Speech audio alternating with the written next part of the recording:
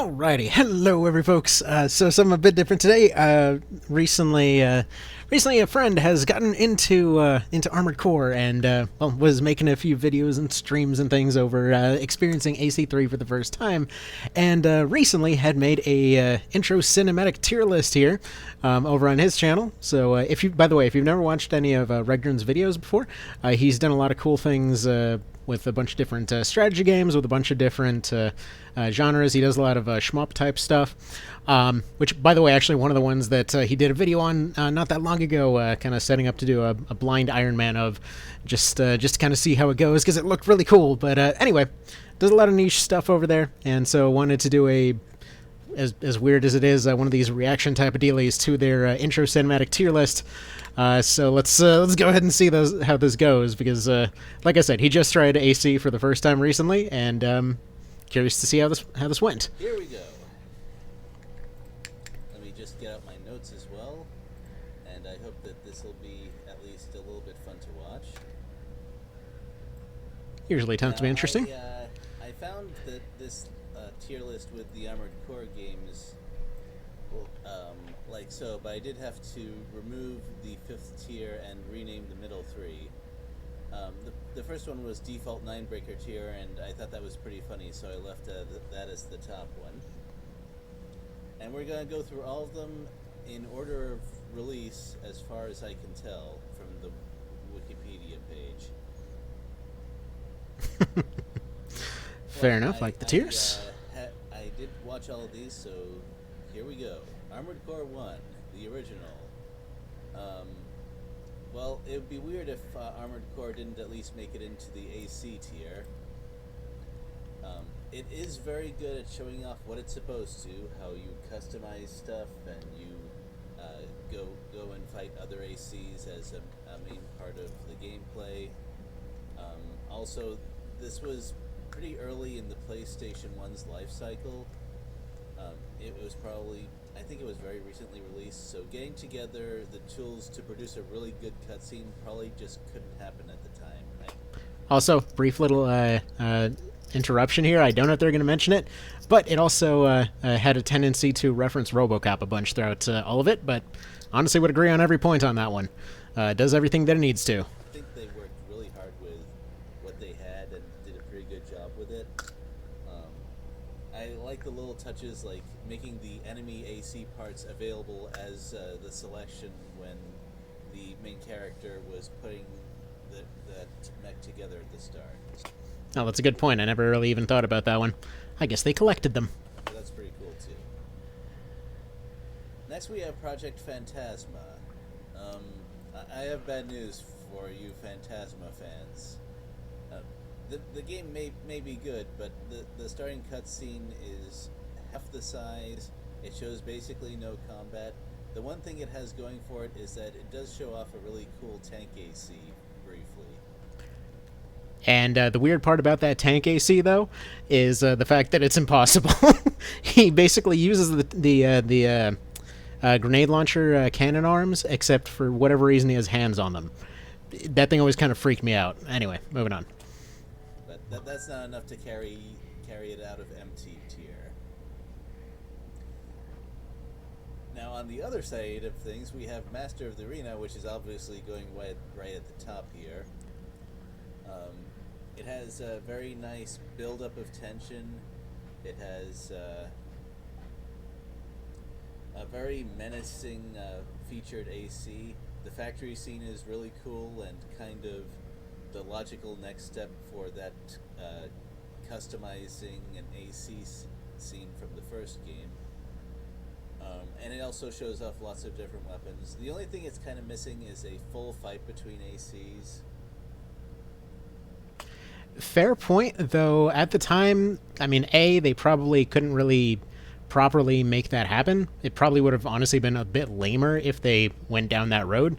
So kind of just starting with the the initial clash after all the build-up does feel like a really good kind of hype intro, I've always thought. But So far, I will say, for first gen, I was originally going into this to point out all of the weird stuff that was kind of inaccurate about the intros because they're kind of notorious for getting stuff wrong.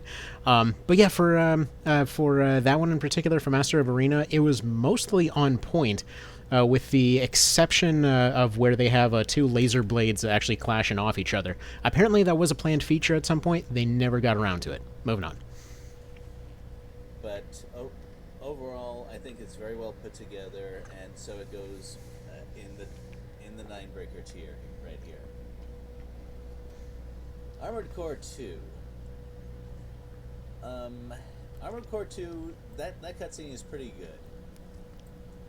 It some of these I actually changed my opinion a little bit after I watched them a second time to make sure I understood what my assessments were and why. This one has the sexiest computer menus ever in the first parts of the cinematic. I like those a lot. I'm not even sure why exactly. It just had a certain appeal that caught me. It's because everything is smooth as hell for the intro for AC2. Though, funnily enough, in terms of misleading intros, they actually they mix up small missiles and multi-missiles, which they love to do. They have a guy that's firing a machine gun as well as essentially firing relation missiles with that machine gun, which is impossible. And at another point, they have a guy essentially firing everything at once as well. On top of the fact that somebody does like the whole like dying hand in the air thing, which honestly should have been a game feature. Moving on. It shows a full mission from drop off to fulfilling the objective at the end. So that's actually kind of rare and also cool. Oh, actually, one more detail. There's actually a hidden feature in AC2 that they show off in the intro that was just a really cool little hidden touch. Regdren, you wouldn't have seen this, but you may have potentially heard of Limit Release as like an AC project before. So Limit Release came from AC2. Basically, the idea was there was a button combo, like a cheat code of sorts you put in, and effectively you had infinite energy for a while, and then you just didn't have energy for several minutes afterwards. But they actually use it in the intro, and I believe at one point they actually show that it is showing on their HUD, because it does have a HUD element that shows up. Moving on. The combat it shows off is just okay, which is why it's not in the 9-breaker tier. Also, fair point, they're freaking walking. Since when do ACs walk? Anyway. Also, I kind of wish there was stuff like 3v3 AC battles in the series, because there is in the next one. that would be cool. Well, okay, granted, I haven't played a huge amount, but as far as I can tell, 3v3 is not really a thing. Kind of a shame, but... Well... Actually, a bit of a side note here, you would absolutely love fourth gen online, which actually still works. But yeah, no, like 8v8 fights there. Ah, dude, that mess is amazing. Moving on. Oh, well, fine. Armored Core 2, Another Age. Now we're getting to placements within the tier. As convention goes, moving to the right is lower on the same tier. This one goes a bit below the original Armored Core 2 cinematic. The music fits the scene pretty well. It manages to make MTs look cool for a good 2 seconds before they all blow up. Side note on the blowing up thing, one of the most misleading over advertisements of how grenade launchers work in the whole series. Because yeah, they have nowhere near that huge of a friggin' explosion. He sits down with a light grenade launcher. Funnily enough, that guy, the one from that intro, later comes back for Last Raven Portable as one of the extra ACs there. But yeah, no, he shoots the light grenade launcher and it just basically detonates an entire room. Not to mention, you never see that many MTs in one point ever again.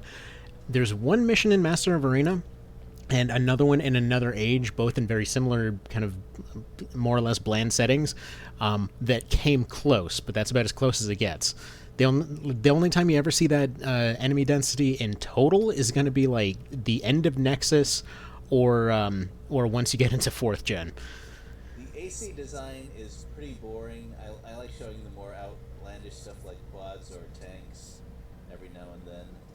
It does have a very nice standoff finish, though, which is something that really helps keep it in the next tier right there. That one was a reference to some kind of movie. It was another one of those cases where it was a one-to-one shot to some movie. I don't remember what it was right now. Well, Armored Core 3. If you don't put this in S tier, I'm going to have to take you off the friend list. I actually had to think quite a bit whether or not to put this above or below Master of Arena. Dang right. Because quality-wise, I'm not sure I can distinguish between the two, but I'm going to have to put it very slightly below. What? It has a full AC versus AC battle instead of the shortened versions where an AC gets one shot right away, so that's good. 2 separate duels, in I fact. enjoyed the music a lot. The opening right at the start with that Raven is badass. I love it. Fun note, by the way, the stuff that he's sitting on, I believe that was actually some of the pieces.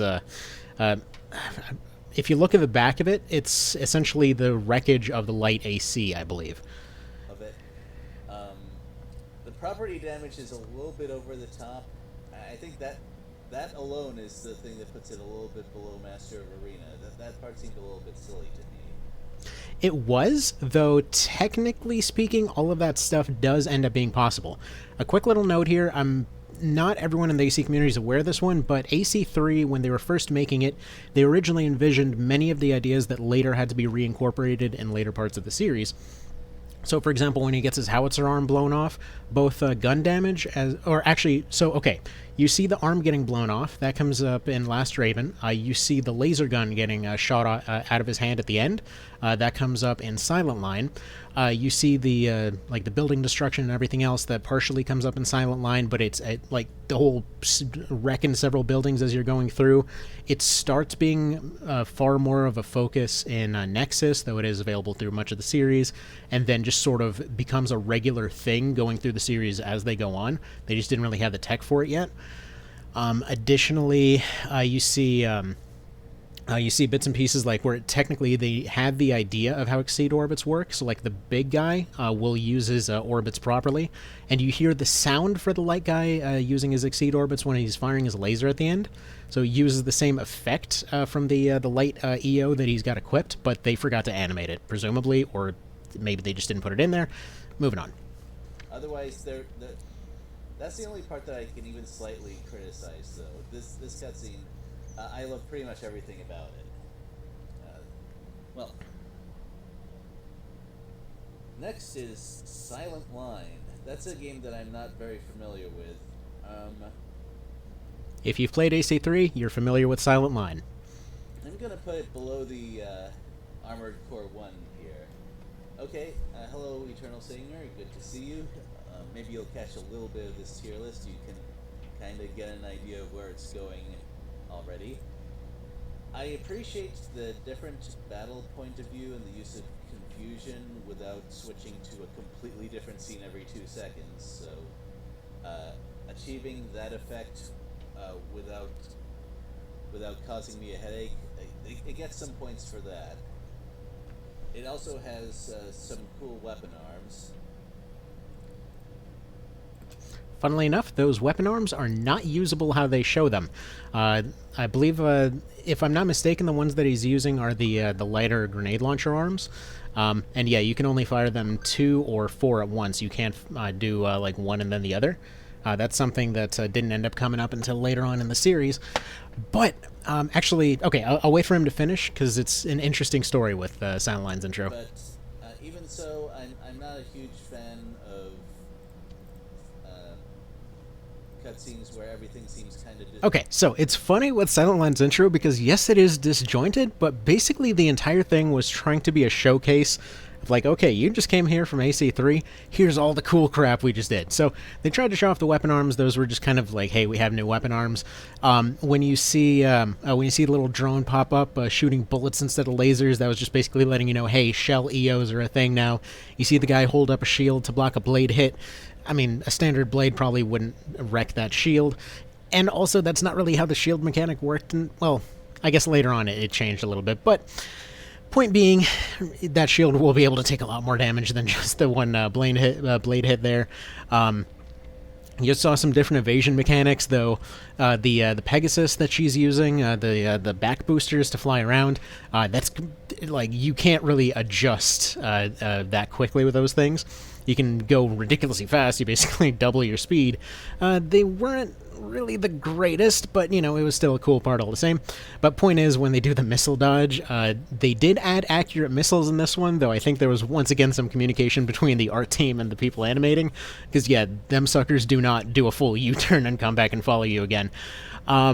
What else? There was some other stuff. Oh yeah, the lightweight AC from AC3 makes a comeback. The poor sucker gets shot in the face again, and I don't know if this will get picked up on later. I'll be curious to see, but this intro actually gets referenced in AC4 when what's his face? Adstarva does the same thing. Was it Adstarva? Berlioz. Sorry, when Berlioz does the same thing as this one here. This intro AC rather. Actually, to cover that real quick, Silent Line's intro AC came back as Toothpick in Last Raven. Armored Core 1's intro guy came back as Phoenix in... well, actually, he came back in Master of Arena and in Last Raven. The Project Phantasma Chunky Boy, I believe he came back in a couple different forms, but not really directly. Master of Arena's main character came back... or intro AC is... well, there's a few different versions, but he comes back. He comes back in AC2. You may notice something very similar about that. So the Ether Master actually ends up coming back as what's it called? It comes back as some weird like string of just bizarre text in Last Raven. And what else? Yeah, AC3's intros. The light guy doesn't end up coming back, but I made a fan version of him that was Old Lang Syne. But he's a fun AC. I don't know why they never bring him back. But Surfire, the lightweight AC, does come back. The two Mirage ACs in that one, they don't. They're just kind of forgotten. Moving on. I mean, to be fair, like the lightweight one is kind of a reference. There's just an obligatory reference to the 9-ball everywhere. Moving on. And aside from the things I mentioned... Oh, and I just noticed in the chat here, apparently Mr. Cow was here. So, need to get some feedback from him as well. It doesn't have anything that stands out a huge amount, which is what you need to get into the higher tiers. That's fair. It was pretty chaotic. I will say the final shot, they literally only added in there as a poster. It's actually one of the advertising posters. I think it might even be on the back of the box for the PS3 version, or not PS3, for the PS2 version. I don't remember, because I think Cow has that at the moment. Do I have a second copy over there? I don't think I have a second copy of that one. Moving on. Now, Armored Core Nexus. Armored Core Nexus. I'm not going to apologize for this. No, that's understandable. It looks like just a bunch of different in-game cutscenes strung together. It has some really nice, although brief, slower scenes that shows off how terrifying ACs are. Like, it had really good potential, but the potential wasn't really realized. And you have to realize at least some of your potential to get out of MT tier. Not to mention that hilarious outro. I hope he brings that up, but let's see. This will be probably at the top of MT. Oh, we're not going to mention the Armored Core Nexus. The one that sounds like it's either from Ridge Racer or a Ken doll. Anyway, okay, so fun note about that one. Yes, it is a just bizarre bipolar mismatch of absolutely everything. They were trying really hard at that point to get into, like, we want a main character. They pushed really hard to make Evangel somebody that anyone gave a crap about. So he's the intro AC guy. His actual AC changes a few times, but he kind of goes from, like, rival character to absolute dickhead by the end of Last Raven. He's basically the crazed paladin stereotype at that point. But, so funny things about the intro. For one thing, that red AC that you see for, like, 3 frames before he explodes through a building, no clue what his build even is. I have watched that thing, like, slow-mo so many times. no clue. They're one of the only dual machine gun builds you see in an intro ever. The linear gun does not work that way. It takes, I actually counted this, it was like 6 or 7 shots against those particular MTs. That intro lied again. The whole window crashing thing, you can do that on some maps, and I will say for what they tried to show off, the weather effects in Nexus are actually pretty darn good, especially for a PS2 game, so that part they definitely nailed. As a bit of a side note, there's actually a hidden ending you can get several times in Nexus that's a continuation of that intro. It's strange and doesn't make any sense, it's just kind of there. Moving on. And yeah, I'm quite sure that the viewers are going to disagree with a fair amount of this, but look. Not at all. That thing is crazy looking. It does look pretty cool. It just makes no sense. This is completely subjective, is completely on my taste in introductory cinematics. And also, I'm not convinced that criticizing art, which is what I'm doing here, is all that relevant or important, but I'm doing it anyway just for fun. Anyway, Ninebreaker. Fun note on Nexus, by the way, just before we move on to Ninebreaker there. It's the one that tries to push really hard into getting people to care about the narrative by removing your ability to load your game, unless you go back to the main menu, which pissed off a lot of people because they didn't care about getting immersed in the game, they cared about keeping their 100% win ratio. Myself included. Moving on. Now, if you saw me react to this, you'll notice that I was laughing and enjoying myself a lot. And that alone is enough to put it in Ninebreaker tier, although really where do you expect it to go? Confusing blender tier. So at the bottom. I'm putting it below the other two because it doesn't have anything really jaw-dropping, but it shows lots of gameplay, which the other games don't do. It's very upbeat. It stands out among all the Everything's Horribly themed trailers. Yes, you know why? Because you haven't played Last Raven yet. The entire purpose of Ninebreaker was because after the beginning of 3rd Gen, where everything was all nice and arcadey, they got a bunch of requests to make everything more simulation-y, so they made Nexus, and so you had like a story that you were supposed to interact with more, and you kind of had less direct control over certain things. You lost the ability to directly challenge arena opponents, and you had to wait for matches to get commissioned and stuff like that until New Game Plus. And then yeah, people were complaining like all hell about those simulation elements as soon as they came out because Nexus was where they introduced booster heat, and in a lot of cases you would just start moving forward and your AC would explode. So basically Ninebreaker came out as kind of just a test of a bunch of different things. It was literally just a gauntlet of different small challenges and an arena. The entire game was to let people kind of understand the mechanics before they got super pissed off about how difficult Last Raven was. Anyway, moving on. It's the only intro about how Armored Core is a fun game, and honestly, that alone should put it up here. You know what? Fair point. Although, yeah, I don't know. I think AC3 definitely sets the mood pretty well, but moving on. But it's also the only cinematic that I saw where I was happier after seeing it than before. You need to watch the AC3 intro again. And that counts for a lot. Although I guess it kind of goes with the whole theme of nobody's ever happier at the end of these games, are they? You beat the game, but more than likely everything's screwed. Now for the other sort of upbeat introduction thing, and oh boy, observe the difference. Fair point on that. I forgot to actually double check whether regular Formula Front and International actually have different intros. I don't believe they do, but moving on. So this one has inverted colors, disjointed scenes. Somebody's never turned on the cinematic mode of Formula Front. The music is okay, but overall the whole thing just gives me a headache. This thing actually hurt me, and I don't highly rate introduction cutscenes that hurt me.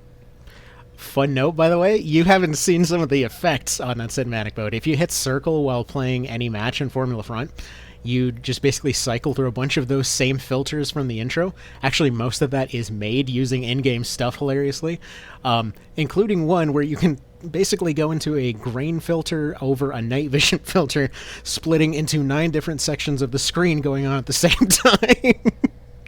It's hilarious. It's great for a laugh. Seriously, Formula Front is a great game, though. The game is fine, but the cutscene, nope, it's down here. Okay, the systems of the game are fantastic. Technically, the main campaign, especially of the standard release, not so much. The international version, fantastic game.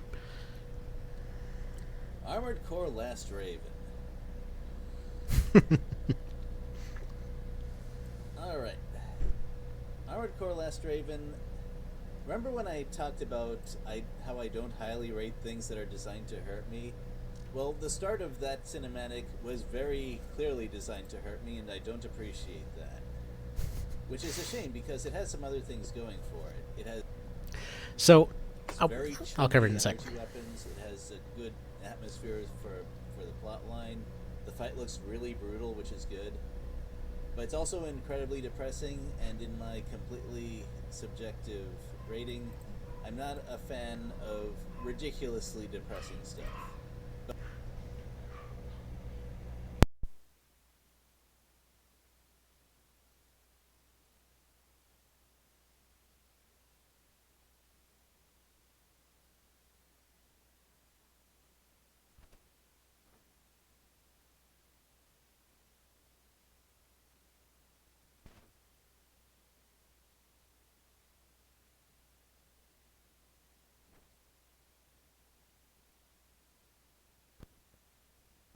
Okay, had to have a quick edit there on account of a neighbor getting attacked by her own dog by the sound of it.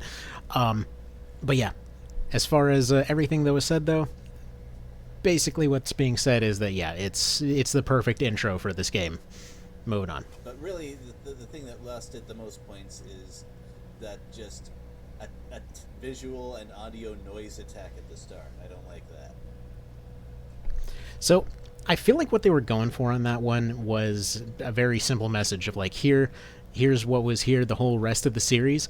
It's dead. This is the final day of 3rd generation. I've said this the same as a video I haven't really put up yet, but that's kind of what they're trying to get across, is like, this is the end. Everybody knows it. Everything is screwed. There's very few good outcomes to this situation.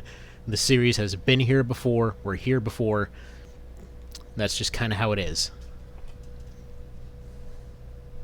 Alright. Now. Yeah, I know. Oh, actually, one more thing. In terms of misleading stuff, sorry, I got a little bit thrown off by the dog thing. In terms of misleading stuff in that intro, that blade that he uses is technically a variant of the kind of like longer blades that you can get. It is actually pretty good. You can't actually slice off back weapons, so that's misleading. As far as your firing at the very end, you can't. If your legs get crippled, you slow down. You don't really just like kneel down and crumple into a heap. I wish they did. That would have been a really cool mechanic. You can chop off limbs. The bit where he blows off the arm with the cannon that he uses, technically possible, especially if the guy was taking a bunch of plink damage from those attacks earlier. So it's a heavier plasma cannon or laser cannon, and it's essentially a lightweight arm that he's using. So it is very possible that he'd have it blown off if it was a very exact shot. And now for the elephant in the room, no, the Python does not do that. You get the Python at the very end. It's a neat little trophy. That thing does not level an entire city block by firing it once, nor does it charge for like 10 seconds. The thing fires for about 2 seconds, does a little pew-pew, and then does a little poof of blueness, and it's got high velocity. That's its whole thing. It is the like high velocity, low ammo little gimmick gun. It is not a frickin' like pocket grenade launcher.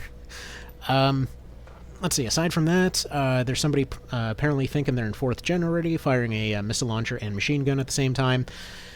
And, I mean, that's kind of about it. It's good to see that in a single intro, somebody actually remembers rockets exist, so that's cool. That's literally the only intro in the entire series, as far as I'm aware, that anyone remembers to use their rockets. Moving on. Listen, you can make your own tier list and give your reasonings for it, and I'll be happy to watch it and agree that all of your ratings are correct for you. Moving on. It would be weird if Armored Core 4 didn't make it into the next rating, wouldn't you say? Yes, I would, but only because a lot of the marketing behind AC4 was super lazy. We'll get into more of that later, but yeah, no, they showed you as little as they possibly could in that intro, like to the point where the MTs are okay. Whatever, let's let him do his thing first. It has very nice lighting effects at the start, especially. It's from the Brown era. It has a different style made to look a little more like realistic war footage. So from the Brown era. The fighting is very stylish. There's lots of little details that I liked. And there's the machine gun bayonet. That's one of those things where, why isn't that in the game? So the guy taking the Marv to the face, that is okay, that's a feature they kind of sort of wanted to do. If you look at the intro to Silent Line, they do the exact same thing with the Sawa. They basically they just punch the gun straight through his head while firing. So he does the same thing with the Marv. I mean, technically it has like a bayonet looking thing on there. They only added melee stuff in 5th gen, and you couldn't really do it with a gun, and presumably with sizes that big it would break the frickin' handle off. But I mean, stabbing the thing seems reasonable enough. They did actually add physical blades, and you could run like a physical blade Marv build. I've seen somebody do that before. It's so cool. And whenever I say it's so cool, it's probably going to go up here somewhere. But yeah, funnily enough, about 80% of that thing is just like, here's a static shot with a bunch of effects over it. In terms of actual stuff going on, yeah, there's very, very little actual fighting, but it is cool and stylized and whatever else, and a hell of a lot of people used it for music videos back in the day.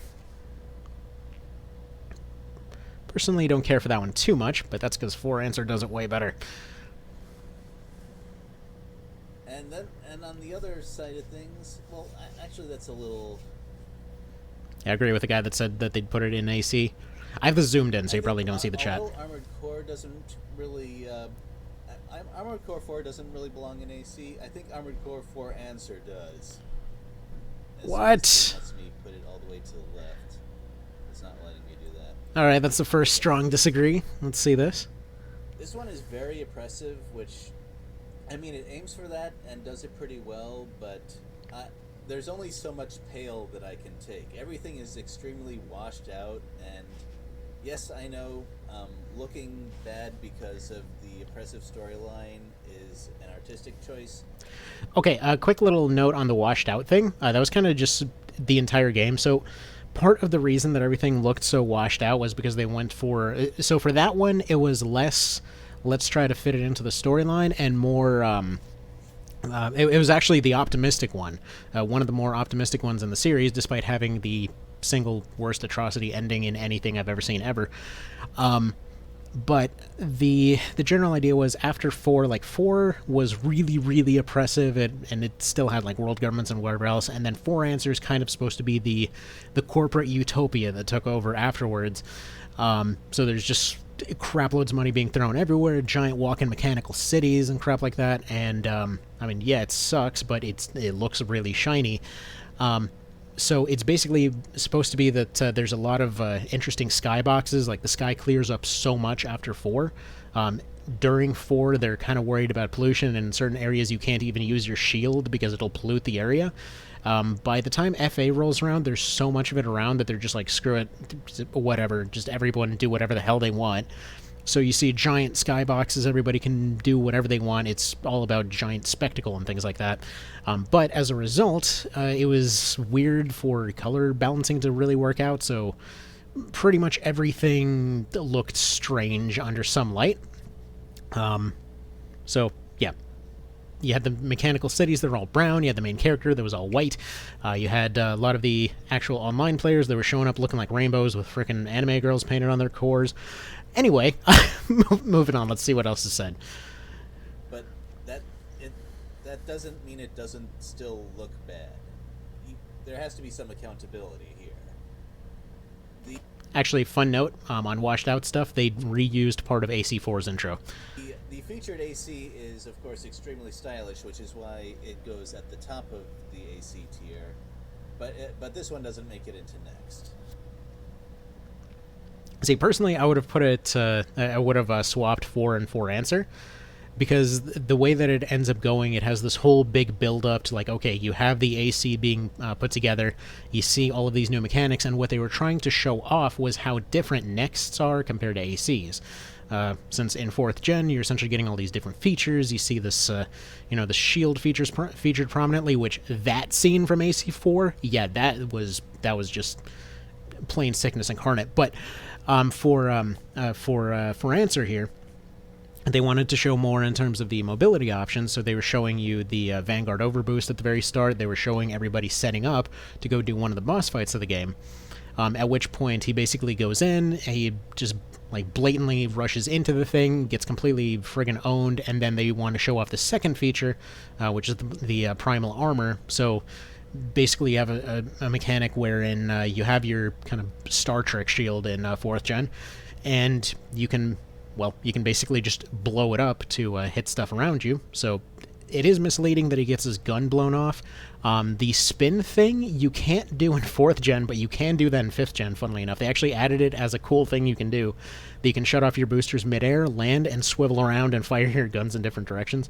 It doesn't work exactly like that. It's like your lock-on has to be exactly right, but you can do the spin. It's very useful in multiplayer. But yeah, most of the rest of it is fairly on point. Actually, part of it that got a little bit missed was they were also trying to show off the flare mechanic. They actually showed it off a little bit better in the AC4 intro, but the bit there where you see that there's like some multi-missiles flying in, they're showing some flares deflecting them away, and then they were trying to show off the shoulder multi-missiles, because it was the first time that you had a kind of separate system, wherein instead of interlocking missiles on your shoulders, they were just their own thing. So his whole build is about spamming a ton of micro missiles. So he had the 9 shots, I believe it was, on the back, and then the ones on the shoulders, and they were trying to show that off, but it was really confusing. Personally, I thought it looked cooler. Moving on.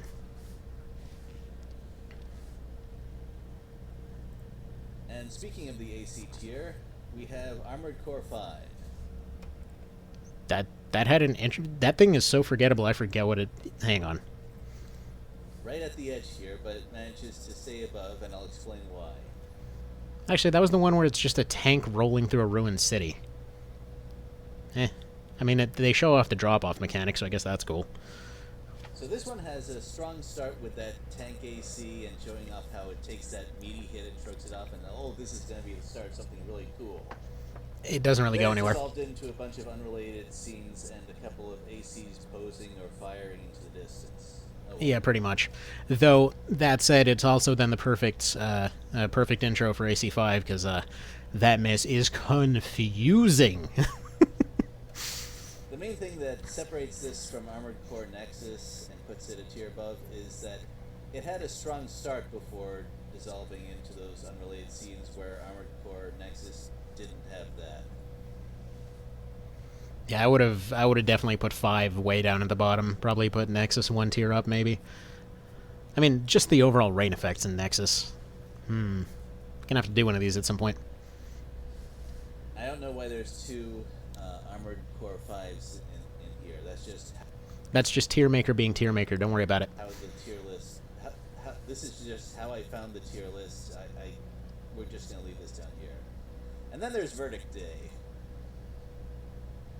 Fair. If they showed that thing and didn't tell me it was Armored Core, I probably wouldn't have realized it. There's nothing that distinguishes this as especially cool or especially Armored Core-ish or interesting at all. Yeah, nothing really happens in Verdict Day's intro. So there it goes. Actually, I'm not even sure if the thing I'm thinking of right now is even the intro, or if it was some marketing material. They just assumed you were never going back to the main menu. I think that's really all the explaining I need to do for that one. That's fair. Now, where are the mobile games? I don't know if they had an intro. I've never seen an intro to those. I believe that just about covers it. I have no doubt that I hope you enjoyed seeing me rate these things and my reasoning for it. And Certainly did. don't worry, I will clip this for later. You did. I would be interested in hearing what feelings you have. If there's something I mentioned that took you by surprise. So.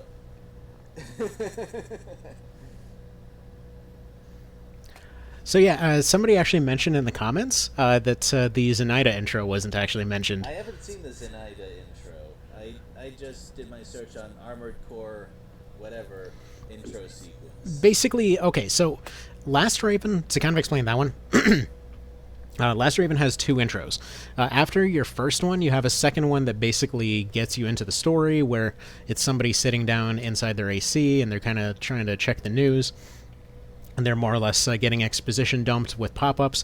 And in that little thing there, they see, like, oh, you know, all of the corporations have formed into the Alliance, all of the remaining mercenaries have formed into Vertex. Well, unless they joined Alliance. And yeah, so Vertex went to go deliver their ultimatum to make it all happen. And for some reason, I never really thought about this before, but for some reason, they have Zenaida going and dropping the news. She's basically stepping out of her AC. You just kind of see a silhouette of a person stepping out of their core. It looks cool and stylish and whatever. But now that I think about it, she's kind of, sort of, almost unaffiliated, because she's kind of, like, she's technically on Vertex's side, sure, but she's kind of doing her own thing, so I'm not sure why they're having her drop the news. Feels like they probably could have sent somebody else. I mean, considering they were going to have him die anyway, they probably should have sent Sorcerer to do it. Though I guess it would have looked pretty dumb having the weird machine gun arms in the intro. Like, hello, I am here with my 90-degree arms. How is it going? I'm here to let you know that the end of the world is coming. Just wanted to let you know. Alright, now do they add that? Because there are a few more minutes to this. So, I guess there is one missing, and I apologize for that. Unforgivable. Remember, all of this is from the perspective of someone who just got into Armored Core very recently. I think. How dare you not know everything already? So I'm not extremely well informed on things. Not that we won't exposition dump at the slightest possible hint. I was looking specifically for what the game displays when you start up the game. That's what I'm rating here. Come to think that I should probably do a extended intro tier list. Any feedback you want to throw in before I move back to the game? I'm curious what this remaining few minutes is going to be then. Oh wait, actually it's only one more minute. Okay, it's going a little faster than I expected. So, this looks like that... Okay. Jeez. Harsh. But yeah, no, in terms of... Like, personally, I would say, yeah, Master of Arena definitely belongs there. AC3 definitely belongs there. God, that AC3 is seriously my favorite intro of anything ever. Ninebreaker, I probably would have put down in AC, just because it's kind of like a selection of random stuff, but understand the whole optimism thing. The overall mood is very nihilistic for the series, for sure. It depends entirely if you're into that kind of thing. Personally, it's the same reason I like the Souls games and things like that, just that whole feeling of, we're going to try our best, but realistically, we kind of already accepted that this crap is already very much screwed. So there's that. AC4 definitely would have put down a tier. AC2 is fine. I mean, it's a cool scene. I kind of... There's really no tier in between. If Ninebreaker was A, if Next was C, it would have been a B in my book, but whatever. 2, definitely below it. For AC tier, I would definitely put a For Answer a bit higher. The first intro was kind of cool. I didn't mention this earlier, but it's probably one of the most accurate intros in the entire thing, with one exception. They did their best to explain everything. He does have to kneel down to use his grenade cannon and things like that. But and he kind of aims impossibly low during that first intro shot. For most of them, you can't really aim straight down, and yeah, so he would have to be at a bit more of an angle, but whatever, that's just kind of a moot point. It was a cool shot. And then at the very end, at the very end when he goes and he basically single bursts a friggin' heavy AC, yeah, no, he would have been there for at least another couple minutes. So that's a no. Interestingly enough, it's one of the few times I believe they actually got the multi-missiles right, where they showed how they fired, but they used the wrong kind of grenade or wrong kind of missile launcher for it, if I'm not mistaken. Silent Line, I probably would have put it one higher. It's got a lot of hype to it. Last Raven would have put lower. Well, actually, I think I would say it's a C or so. The overall mood and what they were going for, artistically speaking, was pretty cool, but it is pretty hard to follow and a little hard to watch. AC5, utterly forgettable, would put it at the bottom. Same thing for Verdict Day. Nexus was pretty cool, but again, incredibly hard to follow, so that's fine. But that rain scene, like, personally, the rain scenes, whenever they do them, always get me. So for AC4 and Nexus, they get bonus points for that. Phantasma, hilarious with those janky cannon fingers. Formula Front would honestly just rate it higher simply because it's made entirely from endgame mechanics, because you could tell that they just sort of made it as an afterthought. Like, hey sir, we're about to ship it in 5 minutes, anything you want to add? Oh crap, we forgot an intro. Quick, turn on cinematic mode. And then yeah, so that looks about that. So this was fun to watch. I hope this was also fun to watch, and hope you guys have a good one. Take care.